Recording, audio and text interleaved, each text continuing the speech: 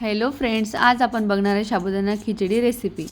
त्यासाठी आपल्याला लागणार आहे बटाटा। इथे मी बटाटा बारीक चिरून घेतला आहे। ते मी शेंगदाणे भाजून घेतले आणि ते मिक्सरमधून बारीक करून घेतले।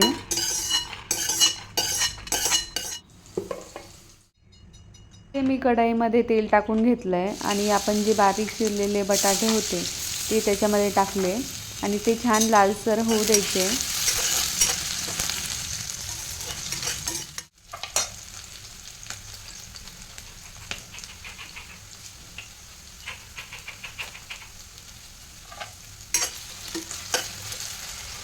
बटाटा छान तेलामध्ये असा परतून घ्यायचा क्रिस्पी होईपर्यंत।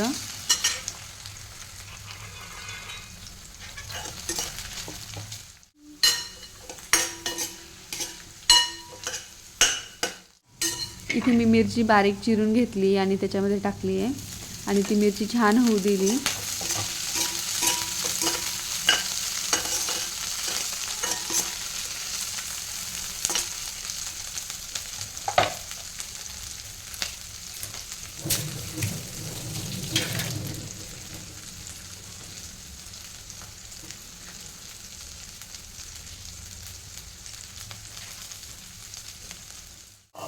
इथे साबुदाणा टाकून घ्यायचा आहे जो आपण भिजत घातलेला होता आणि तो छान परतून घ्यायचा आहे।